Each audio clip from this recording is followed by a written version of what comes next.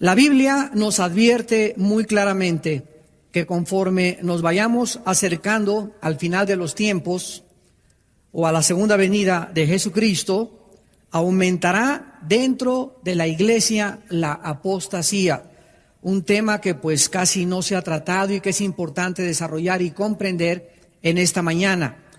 En Lucas 18:8 Jesucristo dijo: cuando venga el Hijo del Hombre, ¿hallará fe en la tierra?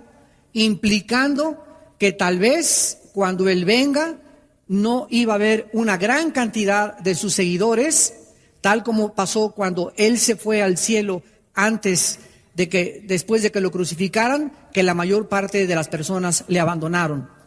En Mateo 24:12 Jesucristo vuelve a decir: por haberse multiplicado la maldad, el amor de muchos se va a enfriar. Y aquí la palabra maldad en el griego es anomia, que significa sin ley.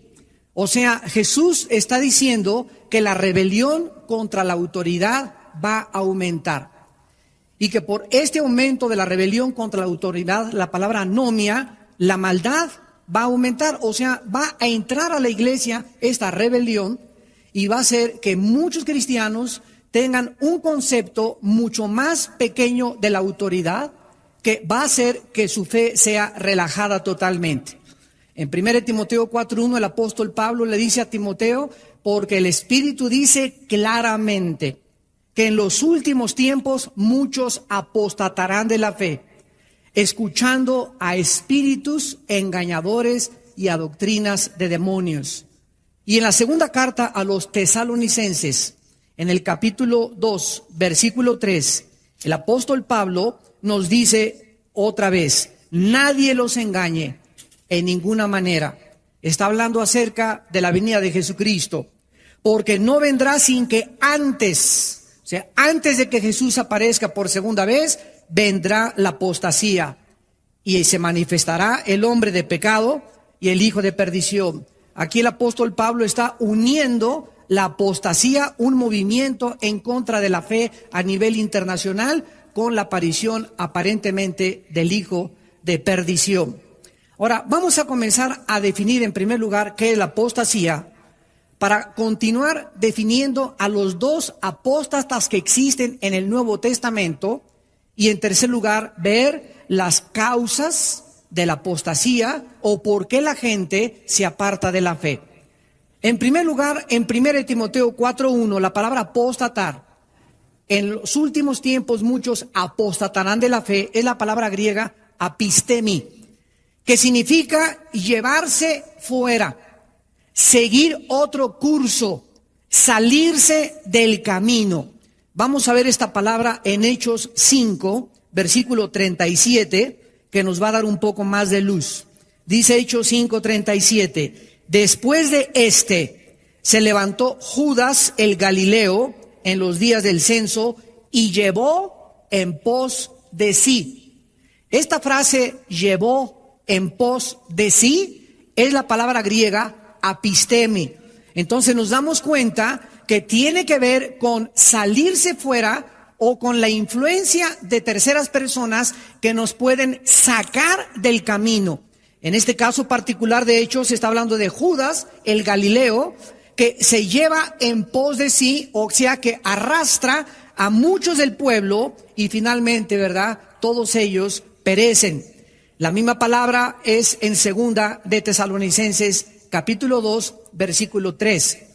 Ahora, ¿por qué muchas personas, después de haber oído claramente la verdad, se alejan del camino? Una pregunta importante: ¿eran salvas estas personas? ¿O realmente la salvación se puede perder? ¿O podemos realmente, después de recibir la vida eterna, perder esta vida eterna? Vamos a dejar que la Biblia nos hable en esta mañana y vamos a ver las dos clases de personas que la Biblia nos enseña que pueden alejarse de la fe. En primer lugar, veamos las personas que nunca fueron salvas. Veamos en el libro de Juan, capítulo 17, Evangelio de Juan 17, el caso específico de Judas Iscariote. En Juan 17, versículo 12, Jesús dice: cuando estaba con ellos en el mundo, yo los guardaba en tu nombre. A los que me diste, yo los guardé. Y ninguno de ellos se perdió, sino el hijo de perdición, para que la escritura se cumpliese. Vamos a entender dentro del contexto las palabras de Jesús. Miren ustedes en el versículo 2 del mismo capítulo: le has dado potestad sobre toda carne para que haya vida eterna a los que le diste. Versículo 6: a los que del mundo me diste, tuyos eran y me los diste. Versículo 9: sino por los que me diste, porque tuyos son. Versículo 11: ya no estoy en el mundo, estos están en el mundo. Padre Santo, a los que me has dado, guárdalos en tu nombre. Y en el versículo 12, otra vez: a los que me diste, los guardé. Vemos nosotros en la oración de Cristo que todos nosotros somos un regalo del Padre al Hijo. Y que antes de que nosotros fuéramos a Jesucristo, nosotros le pertenecíamos al Padre. Y el Padre, sabiendo, ¿verdad? Desde luego no vamos a entrar en una teología profunda de la predestinación, nos tomó y nos dio. Somos la iglesia, somos un regalo, somos la novia que el Padre le trae a su Hijo Jesucristo. Y Jesucristo, orando en esta oración sacerdotal, le dice al Padre: Padre Santo, a los que me diste. No está implicando que nosotros determinamos ir a Cristo, sino que el Padre nos guió, nos envió, nos llevó a su Hijo Jesucristo. A esos Jesús dice: yo los guardé. Y ninguno de los que el Padre me da se va a perder. Ninguna oveja se va a perder porque están seguras en mi mano. Juan 10. Pero el único que se perdió fue alguien que el Padre no le dio a Jesús, y que se llama Judas Iscariote, para que la escritura se cumpliese de que este discípulo fue llamado siempre hijo de perdición. Nosotros somos hijos de bendición, hijos del Padre, por cuanto somos hijos envió el Espíritu Santo a morar en nuestras vidas. Vamos a continuar en Juan 18, versículo 8, y dice la Biblia: respondió Jesús: les he dicho que yo soy. Si me buscáis, dejen ir a estos.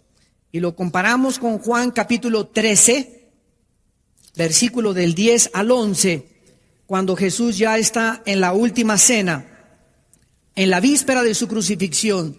Dice estas palabras. Jesús le dijo, Juan 13, 10: el que está lavado no necesita sino lavarse los pies, pues está todo limpio. Y vosotros limpios estáis, aunque no todos, porque sabía quién le iba a entregar.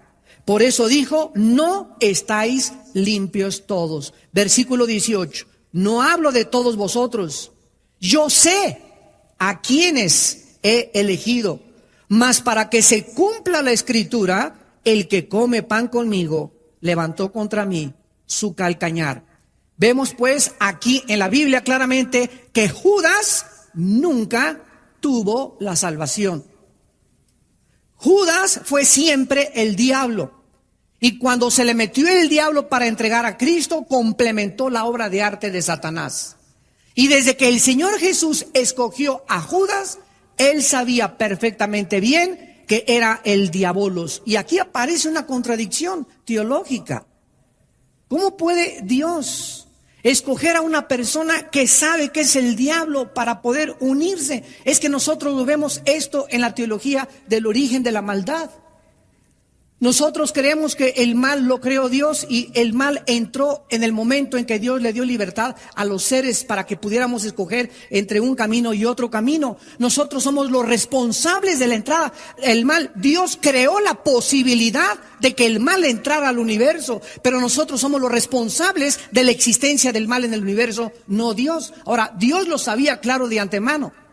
Y Dios tomó ese riesgo de permitir que la posibilidad del mal entrara, porque nosotros vamos a entender que a la larga las cosas que nosotros le llamamos aparentemente mal o un evento trágico en nuestra vida son y forman parte del plan de Dios para una bendición a largo alcance, la muerte de Cristo.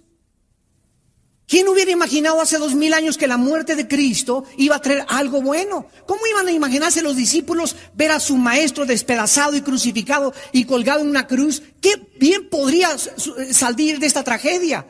Sin embargo, el peor evento de la historia se convirtió en el evento más bendito de la historia, porque gracias a la muerte y la tragedia de ese hombre, nosotros tenemos la salvación. Y lo que Satanás y lo que el mundo de la maldad creía en ese momento que era para la maldición y que era lo peor, como el Padre abandonó a su Hijo en la cruz, así como muchas veces nosotros creemos que el Padre nos ha abandonado y está haciendo el hospital. Si Dios me amara, no hubiera permitido que yo estuviera enfermo. Acuérdate de Jesús. ¿Amó Dios a Jesús en la cruz?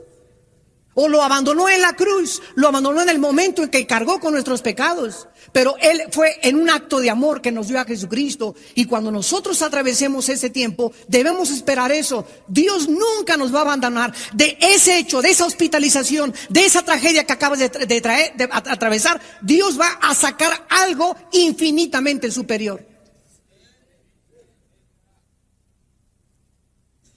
En el caso de Jesús, Dios a través de la Biblia nos corre las cortinas y nos permite ver lo que sucedió, una bendición. En el caso nuestro, muchas veces Dios no nos dice lo que está pasando cuando atravesamos en la vida, pero en ese momento nos dice, sigan confiando en mí. Decía David en el Salmo 56:3, en el día que temo, en ti confío. Nunca es nuestra confianza más grande en Dios que cuando no podemos explicar cosas que no tienen una lógica o un razonamiento elemental en nuestra imaginación o en nuestros pensamientos.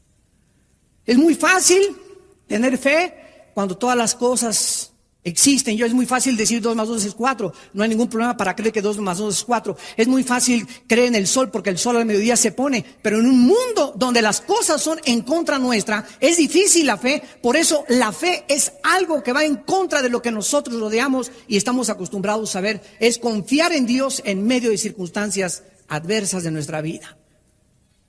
Y ahí es cuando nosotros verdaderamente experimentamos y nos damos a conocer de qué material estamos hechos.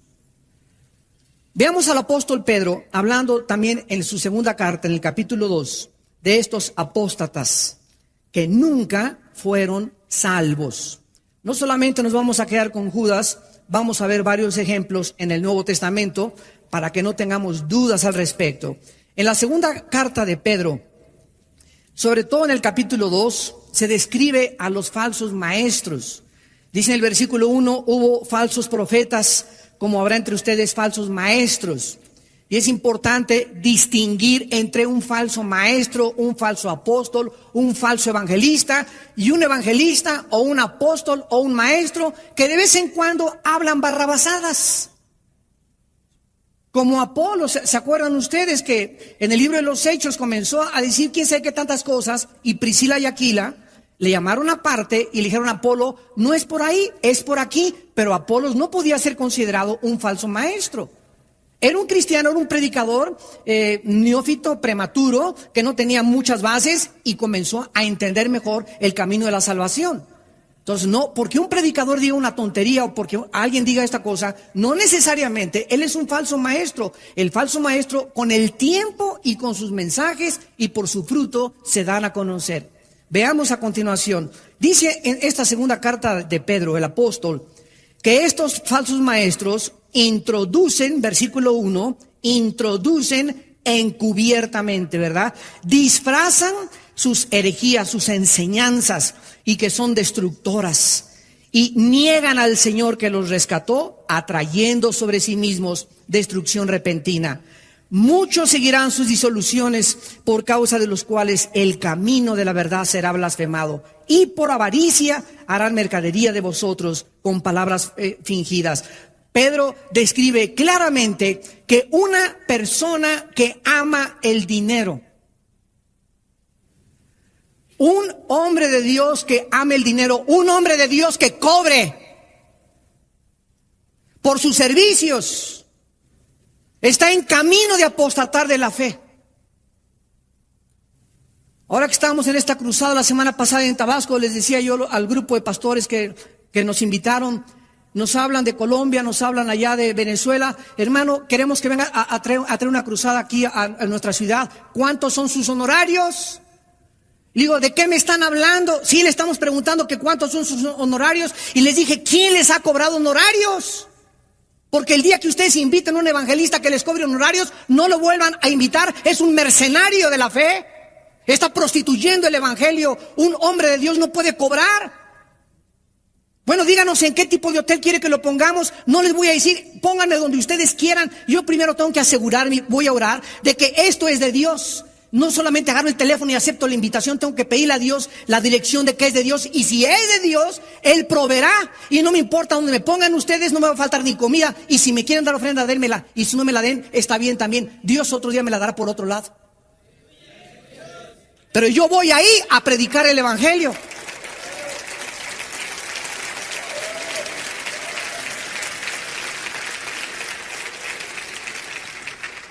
Amados, es tiempo de elevar la integridad del ministerio. Es tiempo de elevar las normas con las cuales Dios nos mandó. Somos misioneros de Dios. Somos apóstoles enviados de Dios a un mundo necesitado. Estábamos el otro día allá en Puerto Vallarta y unos hermanos llegan al hotel por nosotros en una camioneta que no tenía aire acondicionado. Y llegan al hotel, hermano, Alducin, discúlpenos, pero no tiene aire. Le digo, bueno, ¿quién creen que soy yo? Que les exijo que vengan en una limusín por mí, que me pongan un hotel 5 estrellas. Pablo andaba en burro, andaba en caballo, se dormía en petates. Y nosotros los predicadores del siglo XX estamos exigiendo que se nos trate en hoteles con aire acondicionado y que nos recojan en coches que tengan aire. ¿En qué siglo estamos viviendo del evangelio? Estamos acostumbrándonos a un mundo de comodidades, a una fe instantánea. Todo es café instantáneo, sopa marucha instantánea. Y quieren meter al microondas a los cristianos ahora. No hay tal cosa como una santificación inmediata. La santificación es un proceso que nos dura toda la vida. Me dice un hermano el otro día, es que tuve una experiencia con el Señor y me caí al suelo y sentí que me pasó esto y que Dios me quitaba tantas cosas de mi vida. Y le dije, cuando te levantes mañana las vas a volver a tener. ¿Qué crees tú que ya Dios te quita de un día para otro? El que piensa que está firme, mire que no caiga. El pecado morará dentro de nosotros durante toda la vida. Y ahí a los 99 años de edad que yo tenga en el hospital, antes de expirar mi alma al Señor, ahí el pecado seguirá luchando en contra del Espíritu. Nunca debemos de bajar la guardia, ni creer que ya la santificación de antiero te sirve para mañana. Todos los días tienes que luchar. Todos los días tenemos que pelear contra la carne. Todos los días tenemos que crucificar las cosas que creíamos que ya habíamos vencido. Ahí están potencialmente dentro de nosotros.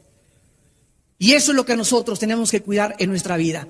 Ahora dice aquí en esta carta, el versículo 14 y 15 de segunda de Pedro, el apóstol continúa describiendo a estos falsos apóstatas, maestros apóstatas que nunca fueron salvos. ¿Cómo lo sabemos? Dice el versículo 14 y 15, tienen los ojos llenos de adulterio, no se sacian de pecar. En 1 Juan 3:9 dice, el que practica el pecado no puede ser hijo de Dios, porque la simiente de Dios permanece en él.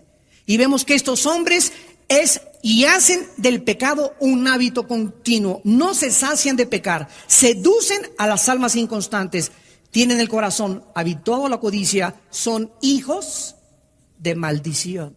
Jamás se nos llamará en el nuevo pacto a nosotros hijos de maldición. El que tiene el Espíritu de Dios ya no puede estar bajo ninguna maldición.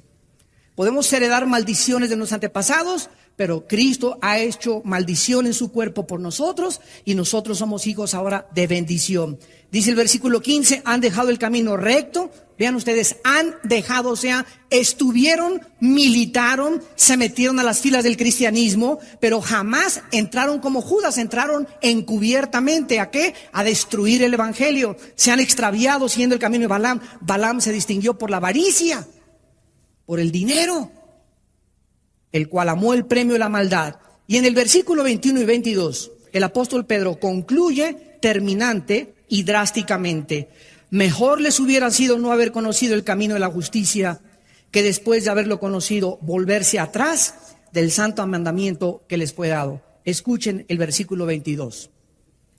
Les ha acontecido lo del verdadero proverbio: el perro vuelve a su vómito y la puerca lavada a revolcarse en el cielo, en el cieno. ¿Por qué el perro, cuando come algo y lo vomita, se lo vuelve a comer? ¿Por qué los gatos no hacen eso? ¿Por qué los rinocerontes no hacen eso? ¿Por qué los leones no hacen eso? ¿Por qué los pericos no hacen eso? ¿Por qué solamente el perro tiene esta característica? Pues porque es perro, ¿verdad? Si para que el perro no regrese a su vómito, se le tiene que cambiar su naturaleza. ¿Por qué el puerco lo bañas y le pones un perfume y le pones un listón y lo sacas? Dura 10 minutos y regresa otra vez al lodo, porque es su naturaleza. Para que el puerco no regrese al lodo y el perro no vuelva a su vómito, necesitarían que se les cambiara su naturaleza. Así estos falsos maestros, estos apóstatas que entraron y se dijeron que militaban dentro de nuestras filas, nunca fueron salvos. ¿Por qué? Porque su naturaleza nunca fue cambiada.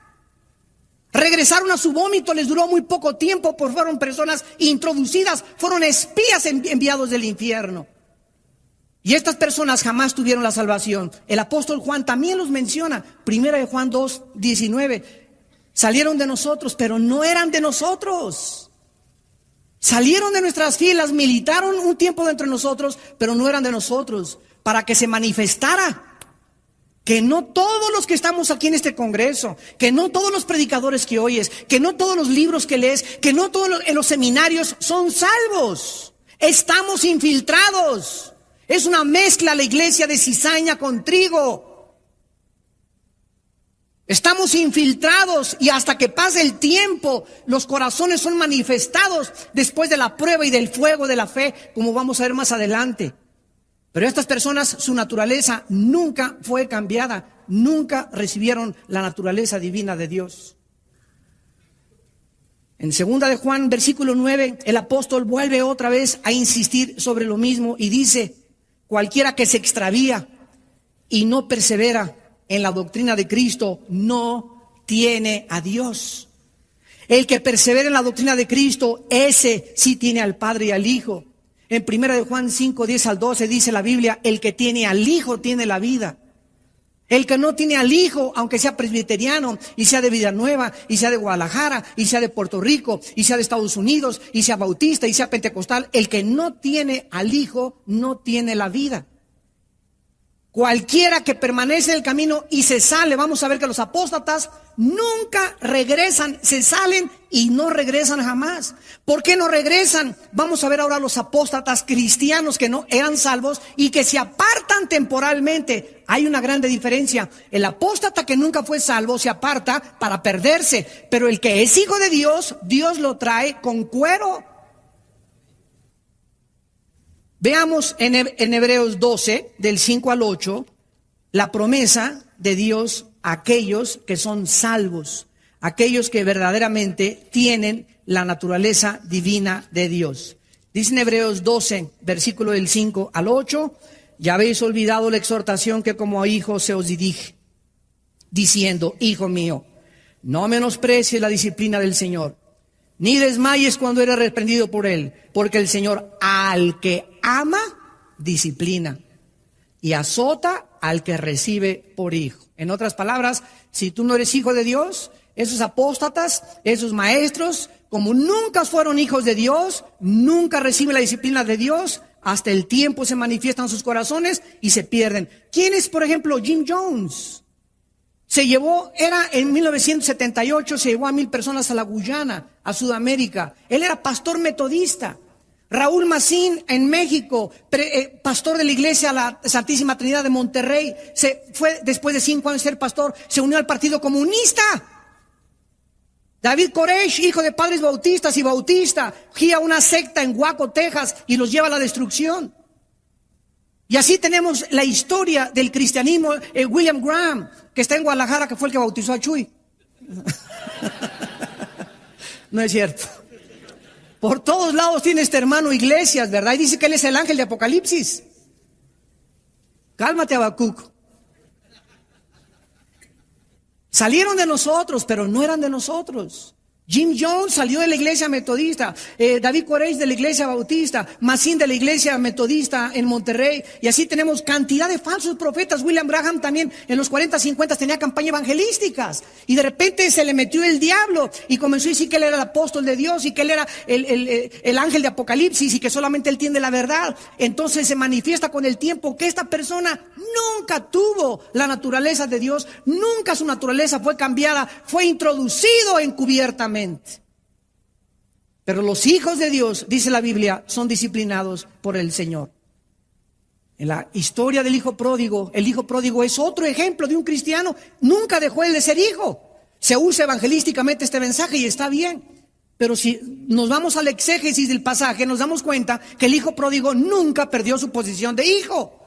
Y se salió y apostató y se fue y dame y se perdió. Pero llegó un momento en que despertó su conciencia al Señor. Y estando en esa condición dijo: ¿qué hago aquí alimentando a los puercos? En la casa de mi padre. Se levantó y fue y se arrepintió y dijo el padre, ¿verdad? Mi hijo estaba perdido, pero ha sido hallado ahora. Y vemos la disciplina de Dios de cómo lo lleva a desperdiciar su vida, pero regresa porque Dios ha prometido que lo que ha comenzado en nuestra vida, Filipenses 1:6, lo va a completar. Y dice en Judas que Dios es poderoso para guardarnos sin caída también. Y dice en Primera de Pedro que somos sostenidos por el poder de la fe. Mientras nosotros nos mantengamos confiando en Dios, Dios nos seguirá sosteniendo.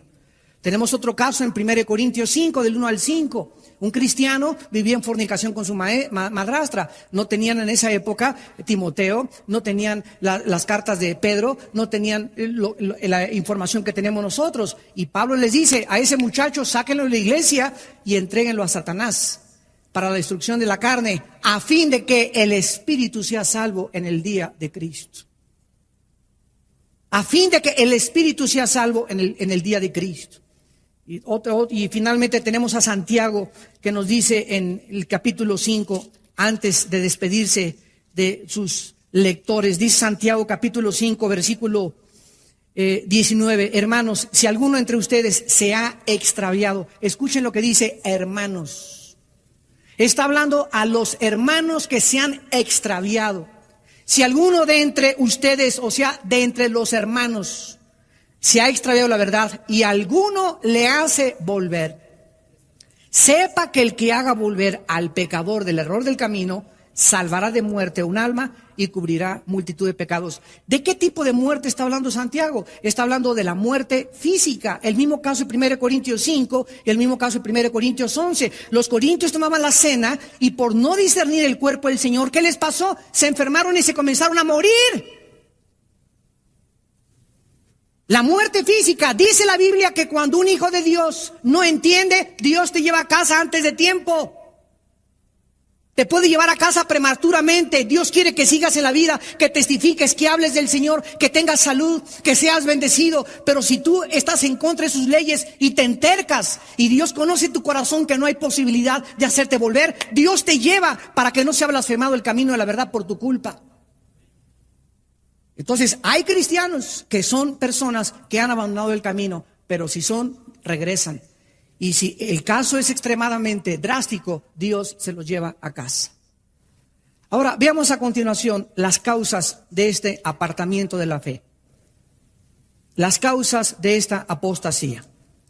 En el libro de los Hebreos, capítulo 2, encontramos la primera: negligencia en el estudio de la palabra de Dios.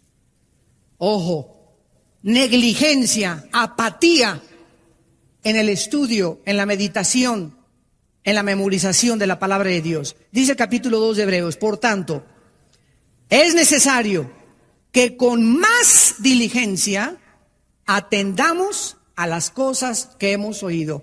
En estos 2 días ustedes van a oír muchas cosas de la Biblia. Y Dios a cada uno de nosotros nos ha preparado para darles un mensaje, y todos necesitan lo que estoy hablando, lo que habló yo, lo que va a hablar el hermano Carlos. Todo está preparado por Dios. Somos hechura suya, creados en Cristo Jesús, las cuales obras preparó de antemano para que anduviésemos en ellas. Este congreso está preparado por Dios, y el Espíritu Santo lo que está hablando es exactamente lo que tú necesitas oír. Pero si tú en este congreso no atiendes diligentemente y paras el oído y verdaderamente en este congreso tú no te quebrantas y te humillas delante de Dios y haces que el Espíritu Santo pueda influir, infundirte esa vivificación que solamente nos puede dar, y tú te vas el domingo de aquí o el lunes de aquí, te perdiste una oportunidad que no sabemos si se te va a volver otra vez a manifestar. Muchos de ustedes, escúchenme, es la última vez que están escuchando la voz de Dios. Porque ninguno de nosotros sabemos si mañana en la mañana nos vamos a poner la corbata y vamos a amanecer. Es necesario que con más diligencia atendamos las cosas que hemos oído, no sea que nos deslicemos. La palabra deslizarse en el griego significa soltar las amarras. Y se usaba con los barcos que al llegar al muelle, ustedes se acuerdan que avientan una cuerda y amarran en un fierro ahí la cuerda para que el barco no se despegue del muelle mientras está desembarcando a la gente. Dice la Biblia en Colosenses, asidos de la palabra de la vida. Si nosotros no estamos anclados en la Biblia, si no estamos meditándola día y noche, si no verdaderamente tenemos una pasión, un ardor, un amor, algo que ha impresionado profundamente nuestra vida con la Biblia, es posible que te comiences a soltar, porque la única ancla y amarra que nos mantiene aquí en esta vida es la fe en la palabra de Dios. Por eso dice la Biblia que es la batalla de la fe. La batalla del Golfo Pérsico se llamó batalla del Golfo Pérsico porque estaba de por medio el dominio del Golfo Pérsico. La Primera y la Segunda Guerra Mundial se llama Primera y Segunda Guerra Mundial porque estaba de por medio el poderío mundial. Y se llama la batalla de la fe porque está de por medio la fe. Es por lo que debemos de pelear, por la fe. La fe es el centro de nuestra lucha, el centro de nuestra militancia. Y si nosotros abandonamos esta fe, es algo que Dios nos ha dado y que nos ha dicho, Armando, te doy esto para que lo guardes. Guarda el buen depósito, le dice Pablo a Timoteo, y vas a pasar por lobos, y vas a pasar gente que te van a querer sacar esto. El diablo va a querer sacarte esto, y el día que el diablo te saque esto, te sacó todo. Puedes perder tu casa, puedes perder tu familia, puedes perder tu salud, pero nunca pierdas la fe. Porque es lo único que nos sostiene, es lo único que nos guarda del poder de Dios. La fe. Creer verdaderamente lo que Dios ha dicho es verdad. Dice en el versículo 2, porque si la palabra dicha por medio de los ángeles fue firme, y toda transgresión y desobediencia recibió justa retribución, ¿cómo escaparemos nosotros si descuidamos una salvación tan grande? Muchas gentes han dicho, bueno, aquí dice que perdemos la salvación. Aquí no está diciendo que perdemos la salvación. Aquí está diciendo, ¿cómo vamos a escapar si descuidamos una salvación? ¿Cómo vamos a escapar de qué? ¿Cómo vamos a escapar del juicio y la disciplina de Dios a nuestra vida? ¿Tú crees que te le vas a escapar a Dios de que Él te discipline? Por eso dice, ya se te olvidó que Dios es tu Padre y que te va a cuerear. Y si tú obedeces por las buenas con la palabra, no hay ningún problema, pero si no obedeces, Dios dice, Dios al que recibe, azota por hijo. La palabra azotar en hebreos es castigar físicamente. Dios prefiere mandarte al hospital, a la cárcel, que pierdas un ojo, que pierdas una pierna, que pierdas un brazo, antes de que te pierdas. Porque Dios sabe que es terrible que alguien se aleje de Él, porque las personas que se alejan de Dios son las que más sufren en esta vida. Vemos en Hebreos capítulo 5 lo mismo que el apóstol Pablo, o el que escribió la carta a los Hebreos. Casi todos están de acuerdo en que fue Pablo el autor. Dice el versículo 12 de Hebreos 5, porque debiendo ser ya maestros, esto es para muchos de ustedes, hermanos, que en esta mañana tienen 5 años en Cristo, 8 años en Cristo, 10 años en Cristo, y jamás en su vida le han enseñado, participado, comunicado algo a nadie, ni a tus hijos. Ya deberías en tu casa tener un estudio bíblico tú y enseñar la palabra de Dios. Debiendo ser ya maestro después de tanto tiempo, tienes necesidad de que se te vuelva a enseñar cuáles son los primeros rudimentos de la palabra de Dios. ¿Cuáles son los primeros rudimentos de la palabra de Dios? ¿Cuál es el A, B, C de la Biblia? Número 1, ora todos los días. Número 2, ten contacto con el Señor. Número 3, habla de Cristo a las personas que puedas en el día. Pero si tú tienes 4, 5, 6 años en la Biblia y no tienes ya un tiempo devocional, una disciplina para venir a la presencia del Señor diario en la madrugada y estar media hora, 40, 1 hora, no sé cuánto tiempo delante de Dios, y no, esta palabra no forma parte de tu Biblia, de tu, en lugar de hemoglobina, biblina dentro de tu sangre, y no memorizas la palabra y no la guardas la palabra, ¿cómo quieres entonces que Dios te trate? Tu vida de oración es raquítica, tu vida de oración son 15 minutos, media hora. Eso es lo que nos toma para interceder por la familia, por nuestro presidente, por el gobierno. Pero como se te olvidaron el ABC de la Biblia, dice la Biblia, has llegado a ser tales que tienen necesidad de leche y no de alimento sólido. El otro día en el diplomado, un hermano se para y me dice, señor Alducin, dígame, explícame la predestinación. A ver, explícame por qué, ¿cómo es eso? Le dije, no te explico nada. Me dice, ¿por qué? Le digo, porque sabes una cosa, yo te conozco, tienes 7 años en Cristo. Y tú quieres ahorita entender la predestinación y el origen del mal y la explicación del mal. Y existen respuestas en la palabra de Dios, porque la palabra de Dios refuta argumentos y toda altivez se levanta contra su nombre, llevando cautivo todo pensamiento a la obediencia de Jesús. Pero tú no estás en posición de que te lo explique. ¿Por qué? Porque te has hecho tardo en el oír. Y así, a ver, explícame por qué Dios, si es bueno y es bondadoso, permite las inundaciones, que un carro se eche para atrás y mate una criatura. ¿Quién derribó las torres de World Trade Center? ¿El diablo o Satán o Dios? A ver, ¿qué contestarías tú? El diablo.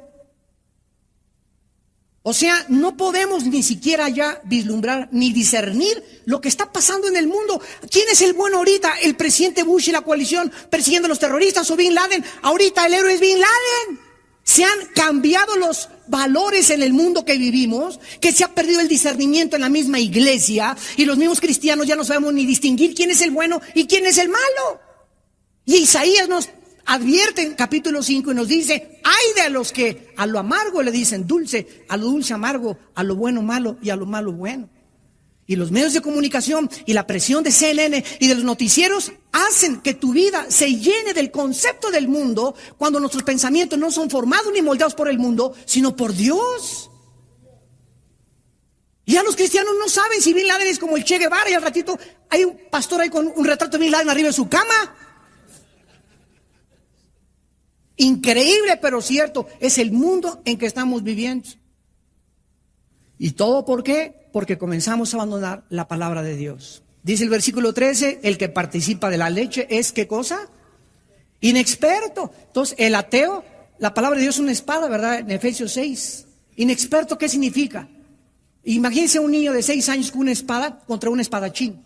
Y el espadachín se llama el pastor de los mormones. Entonces viene un mormón contigo, o viene un testigo de Jehová, o viene un ateo, o viene un evolucionista, o viene un científico con un mazazazo así tremendo, y tú, porque no sabes ni cómo mover, ni cómo defenderte a las teorías, a los argumentos, a las falacias, a las postulaciones, a las proposiciones filosóficas. No sabes cómo reaccionar, y ahí están los cristianos arrinconados. Es lo que les pasó a nuestros hermanos en Tabasco y en el mundo entero. El mundo intelectual nos está arrinconando, y es tiempo en que la iglesia ahora correteemos a los ateos y les presentemos a la televisión que este libro es más congruente y tiene más lógica y tiene más evidencias científicas que todas las barbaridades de Walter Mercado.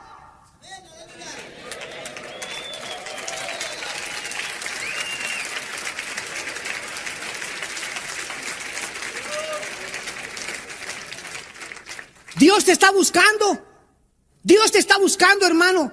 Jóvenes, escúchenme. Dios está buscando a jóvenes que se preparen, que conozcan la Escritura, que estudien la Escritura, que memoricen la palabra, para ver que a través de ellos Dios va a mostrar su poder, como dice 2 Crónicas 16. Dios está buscando, sus párpados buscan hombres que tengan un corazón recto para mostrar a través de ellos su poder, para infundirles ánimo, para infundirles sabiduría, para infundirles un valor sobrenatural que es el que se necesita para pelear con tantos gigantes de los cuales la tierra está poblada. Necesitamos Davides, necesitamos Danieles que estén escudriñando, necesitamos Josés que estén verdaderamente aguantando con paciencia el tiempo de Dios. Necesitamos entender qué es lo que Dios quiere en nuestras vidas. En segundo lugar, en Hebreos 12 encontramos otra causa de la apostasía. Y esta es, desgraciadamente, la más común en la mayor parte actualmente del mundo cristiano. Una raíz de amargura. Amargura. Dice en Hebreos 12, versículo 15, mirad bien. Esta frase, mirad bien, significa que en la iglesia tenemos que estar así, con los ojos abiertos, cuidando, velando. Antes que nada, miren, ¿qué se nos manda a cuidar? ¿Qué se nos manda a vigilar?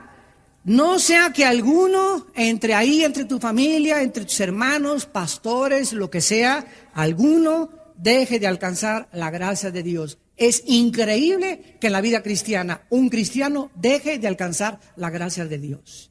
Ahorita vamos a explicar a qué tipo de gracia se refiere. Que brotando alguna raíz de amargura les estorbe y por ella muchos sean contaminados. Hermanos en Jesucristo, en la vida cristiana sobran las razones para desilusionarnos, para desanimarnos, para ya aventar la toalla, para ya no querer pelear, pero tenemos que recordar que ese tiempo en el que nosotros hemos sido acusados, calumniados, y escúchenme, nadie a quien Dios vaya a usar se escapa de estas pruebas.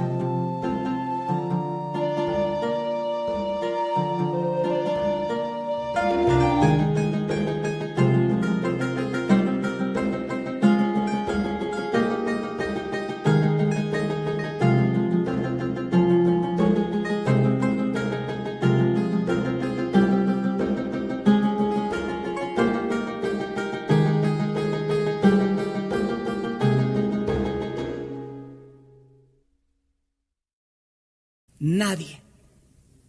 Todos aquellos a quien Dios llama, los lleva a un desierto y los mete a un horno de fuego. ¿Quién es un líder? Un líder es una persona que pasó la prueba de la persecución, pasó la prueba de las calumnias, pasó la prueba de la desilusión, y son etapas en la vida, y cuando sale de todas esas pruebas, el líder sigue así: hola, gloria a Dios, aleluya. No se le nota ni se le ven huellas de que el horno ni el fuego quemó ni sus botones. ¿Por qué? Porque en todas estas pruebas que el líder pasó, Jesús estaba con él.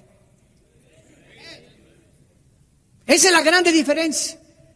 Ahora, si tú entras a las pruebas y en esas pruebas, en esa persecución, en esas desilusiones, en ese desánimo, no te agarras con todas tus fuerzas de Jesús y no te aferras a Él y no lo abrazas apasionadamente, y en esos tiempos, en el día que temes, en Él confías, y en esos tiempos no estás más que nunca confiando más que nunca en Él, cuando salgas de las pruebas se te ve en la cara de sapo que tienes. Líderes y pastores que han atravesado pruebas, repito, y salen amargados, llegan a la iglesia y puedes oír en sus mensajes la amargura. Y el espíritu de la amargura se transmite a sus ovejas. Y son ovejas contaminadas por el espíritu amargado que tiene el pastor. Porque el pastor tiene una herida de la cual no ha sido sanado. Dice aquí que la amargura impide que del cielo Dios me use, que es la gracia de Dios. La Biblia habla de la gracia salvífica, que es la gracia que nosotros recibimos para salvación. Y aquí está hablando de la gracia santificante. ¿Qué significa esto? Dios, en el momento que me convierto, me da su gracia, y por esa gracia es una fuerza inmerecida de Dios, es una capacidad que Dios me da para que yo pueda creer en su Hijo Jesucristo y pueda formar parte de su ejército. Pero una vez que yo soy cristiano, necesito todos los días de mi vida esa gracia seguirla recibiendo. ¿Y qué es esta gracia? Apunta a la definición: es la capacidad que Dios nos da para que podamos hacer su voluntad. Es la capacidad o la habilidad que Dios nos da para que podamos hacer su voluntad. En otras palabras, ser padre de familia es imposible sin la gracia de Dios. Presentarme delante del presidente Fox, en 3 semanas vamos a estar con él para preguntarle los programas de televisión, la programación. Si yo me presento delante de Fox y no voy con la gracia de Dios que me respalde, no voy a encontrar gracia ante sus ojos. Educar a mis hijos y darles consejos es imposible si no tengo la gracia de Dios. No podemos levantar este edificio porque Jehová, si no es el que levanta el edificio, en vano estamos construyendo. Si Jehová no vela la guardia, aunque traiga guardaespaldas y carros blindados y ametralladoras, de nada me sirve. Si no es Él el que está obrando y operando en mi vida, todo lo que estoy haciendo a mi alrededor es vano. ¿Y qué es lo que impide que esa gracia llegue a mi vida? La amargura. En ese momento, el rencor que tú tienes contra alguien que te lastimó, que habló mal de ti, aguántalo y perdónalo. Perdónalo 70 veces 7.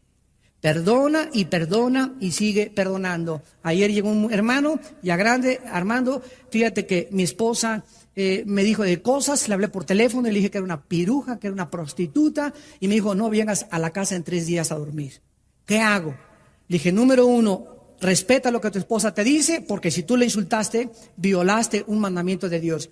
Yo no te voy a decir exactamente las consecuencias o los resultados, pero te voy a decir lo que la Biblia dice. Dios quiere que tú en esta noche le hables por teléfono y le digas: mi vida, estoy arrepentido, estoy quebrantado, perdóname por lo que te dije, y quiero decirte que si me dejas ir a dormir a la casa.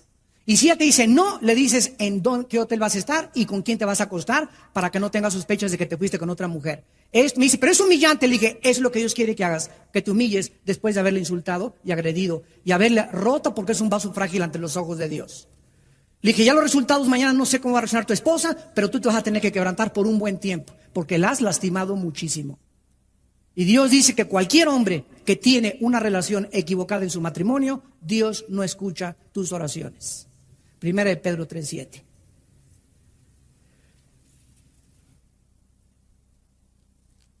Tenemos en tercer lugar, hermanos, para terminar, nos faltan muchas, pero en 1 Timoteo 6, versículo 20 al 21, tenemos otra causa que te puede hacer extraviarte de la fe, y le dice Pablo a Timoteo, 1 Timoteo 6, versículo 20 y 21, oh Timoteo, guarda lo que se te ha encomendado, evitando las profanas pláticas sobre cosas vanas y los argumentos de la falsamente llamada ciencia, la cual profesando algunos, ¿qué les pasó? ¿Qué les pasó? Se desviaron de la fe. Otra causa por la cual nosotros podemos apartarnos de la fe es estar atentos al falso conocimiento. Si llega un maestro en tu escuela, imagínate que tú eres un estudiante de secundaria o de preparatoria y le dice al muchacho, tú eres de los que creen en que una pareja fue creada al principio y no crees las postulaciones de Carlos Darwin, ni Friedrich Nietzsche, ni Jean-Paul Sartre, ja, ja, ja, ja. No me digas que tú eres de esos cristianitos. Ante este ataque y ante esta amenaza, nuestros jóvenes actualmente están prestando oído más al falso. La palabra ciencia es gnosis en el griego, que significa conocimiento. Están prestando oído más al falso conocimiento del mundo, que tiene su origen en el mundo, que el conocimiento de la palabra de Dios. Entonces, si tú sigues juntándote con ese ateo y no tienes conocimiento de la palabra de Dios profundos, no te estás discipulando, no tienes bases doctrinales ni teológicas, el falso conocimiento del mundo es el que ha arrastrado a casi el 60% de la juventud en Tabasco y los está llevando a quitarse la vida. ¿Saben ustedes en la clausura, en la Plaza de Toros, lo que les dije el domingo en la noche? Les dije, porque me dijeron que estaban todos los maestros ateos de las principales escuelas de Tabasco. Y les dije, ustedes son los culpables de estos suicidios. Porque ustedes les enseñan a los jóvenes que venimos de los animales, y cuando se enseña que venimos de los animales, se quita la culpabilidad del pecado. Si realmente somos el resultado de la evolución, no hay culpa del pecado, no hay temor de Dios. No hay propósito, no hay significado para vivir. ¿Cuál es la razón entonces de mi existencia? Estoy exactamente guiado por los instintos como los animales. Si somos el resultado de unas sustancias químicas que produjeron materia viva, entonces, ¿quién nos explica el origen de la vida? Porque la evolución no tiene una sola prueba científica. Una sola no existe. Darwin dijo, el día que se pueda producir de sustancias químicas materia viva, en ese momento se comprobaría mi teoría. Jamás se ha podido comprobar eso. La complejidad de una célula es infinitamente superior a la más grande computadora, chips y cosas tecnológicas que hayamos hecho en el mundo.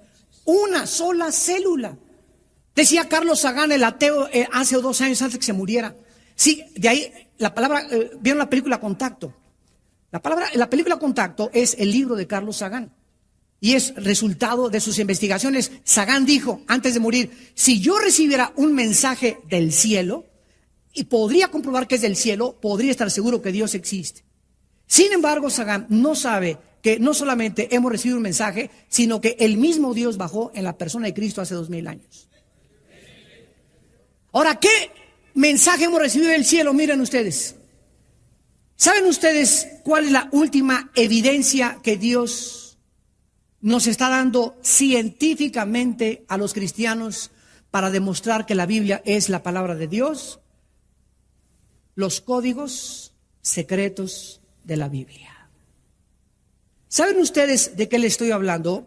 De que una persona, un hermano, Rafael Bayán, en San Antonio, Texas, comenzó a ver la Biblia en el Antiguo Testamento y comenzó a descubrir que cada 14 letras, o sea, se brincaba cada 14, aparecía la palabra Yoshua HaMashiach, profeta, rey y sacerdote. Cada 14 letras. Esto se llama letras equidistantes y se llama código. Este hombre mandó este descubrimiento a Canadá al jefe de los rabinos en Canadá, un judío no mesiánico, que cuando comenzó a leer el libro de este hermano, comenzó a escudriñar la Biblia y se convirtió al cristianismo. Y ahora este rabino, el jefe de los rabinos judíos en Canadá, está en las calles de Canadá predicando a Jesucristo como el Mesías. ¿Saben ustedes de qué les estoy hablando? Miren, hagan de cuenta que lo que es un código. Los códigos comenzaron a descifrarse en la Primera Guerra Mundial. Yo estoy en la cárcel, mi esposo está afuera y le quiero mandar un recado que no quiero que nadie lo intercepte. Es lo que está haciendo Bin Laden. En eso le mando una carta a mi esposa: ¿cómo estás? Muy bonita, bla, bla, bla, bla. Pero le digo a mi esposa: cada cuarta letra, sácala. Cada cuarta letra, sácala. Cada cuarta letra, sácala. Y ahí está verdaderamente el mensaje que te quiero enviar. Entonces nadie puede saber que cada cuarta letra se encuentra un mensaje en código. Código es un lenguaje en secreto, escondido, que nadie puede descifrar más que las personas que lo desarrollaron. Entonces Dios escondió en la Biblia códigos secretos solamente para demostrarnos, como dijo este rabino, jamás nosotros que somos los maestros de la Torah, o así lo asumimos, hubiéramos imaginado esto es sobrenatural. Cuando se encontró en código también el nombre de Hitler, se encontró el nombre de Auschwitz, que es el nombre de los campos de concentración donde mataron a millones de judíos en Alemania. Se encontró el nombre de Himmler. Y estos no son coincidencias. Ahora una cosa importante: nunca los códigos que están descubriendo hablan del futuro, sino de cosas pasadas. En eso hay que tener cuidado. Que en el código dice que va a pasar esto, no le creas. Que un terremoto, no le creas. Que Cristo viene, no es cierto. Hay falsos profetas de códigos también. Pero nos damos cuenta que Dios ha encerrado el verdadero conocimiento que se encuentra en la persona de Jesucristo. Tú no puedes enfrentarte a un ateo y decirle: oiga, ¿por qué es ateo? Les voy a decir, el 90% de los ateos...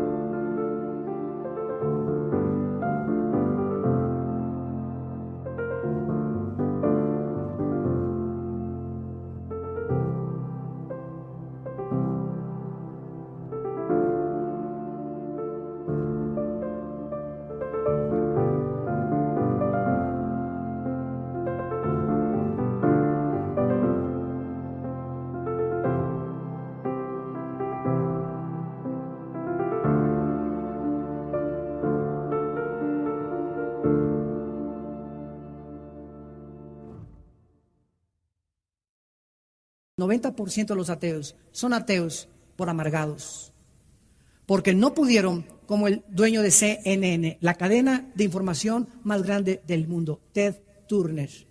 A los 17 años se muere su hermana de cáncer. Él iba a la iglesia bautista. No puede, sus pastores no le dan respuesta, no se enfrenta con el problema del sufrimiento teológicamente, y al morirse su hermana de cáncer, decirle: Padre, ¿por qué no la salvaste? Si tú eres un Dios que no salvaste a mi hermana, no mereces que yo te sirva. Y se volvió ateo, Ted Turner, o sea, nunca fue cristiano. Y es el enemigo más grande del cristianismo actualmente. Se casa con una muchacha, la reina de los aeróbics, Jane Fonda. La muchacha Jane Fonda se convierte hace 4 años a Jesucristo. Ted Turner le dice: o tú o Cristo. Le dice: Jane, see you later, alligator. Ahí nos vemos.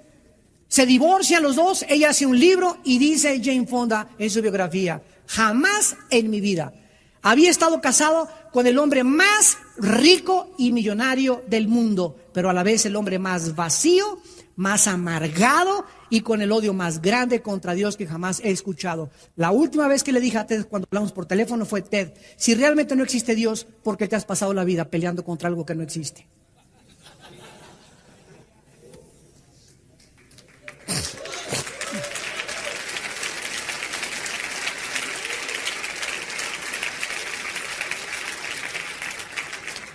Señor, te damos las gracias por tu palabra.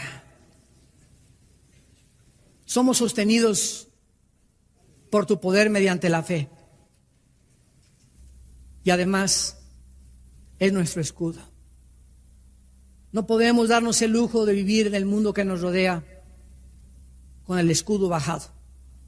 Somos tus soldados que vamos de paso por un territorio ocupado por el enemigo temporalmente, pero que por tus profetas los hebreos escribiste que esta tierra nos sería entregada al final.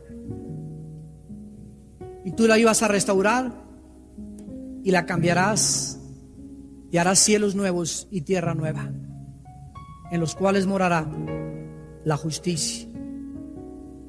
En aquel día podremos decir con todo nuestro corazón que las aflicciones, los sufrimientos, las desilusiones y las pruebas de esta vida en nada son comparables con las glorias que se manifestarán a nosotros. En aquel día será como haber entrado a un hotel de paso y haber pasado una sola noche mala comparado con lo que nos espera.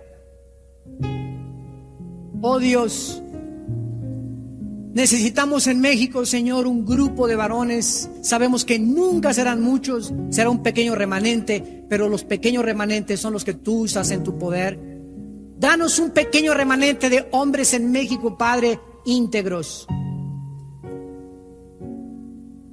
que amen la justicia y que amen la piedad, que en sus corazones haya honestidad y que hablen siempre la verdad en su corazón, que no engañen a su prójimo y que aún jurando en daño suyo no por eso cambien. Estos son los hombres que tú estás buscando. Hay muchos de ustedes que han llegado a este congreso desanimados, desilusionados, y Dios te trajo a cargar tus baterías, a decirte que Él es el que te infunde ánimo y fuerza para vivir. Y en esta noche, en esta mañana en la que tú tal vez te has alejado de Dios, te has estado enfriando sin que tú te des cuenta, con el peligro de extraviarte y de apostatar, dile a Dios en tu corazón en este momento: Señor mío y Dios mío, he comprendido que es un lujo no vivir cerca de ti, porque separado de ti jamás nunca podré hacer nada. Señor Jesús, te digo que te amo con todo mi corazón. Tú diste tu vida por mí, tu sangre en la cruz para pagar mis pecados. Oh Dios, dame ese amor también por las almas perdidas. Dame ese amor por mis hermanos, que pueda en la iglesia donde yo asisto perdonar a mis hermanos, tolerarlos y soportarlos, como tú me toleraste y me soportaste en la cruz del Calvario. Dame la fuerza, Señor, para vencer y no hacer caso cuando la gente habla mal de mí. Tú que conoces mi corazón, tú me vindicarás, porque tú vindicas al justo, y tú levantarás al justo y le pondrás sus pies sobre la roca, y pondrás un cántico nuevo en mis labios, y podré ver el pasado como una pesadilla necesaria para formar mi carácter y ser un hombre de compromiso. Señor, te doy las gracias en esta mañana por tu perdón, porque no quiero volverme a alejar de ti, porque en estos tiempos lo único que me sostendrá será tu presencia. En el nombre de Jesús. Amén.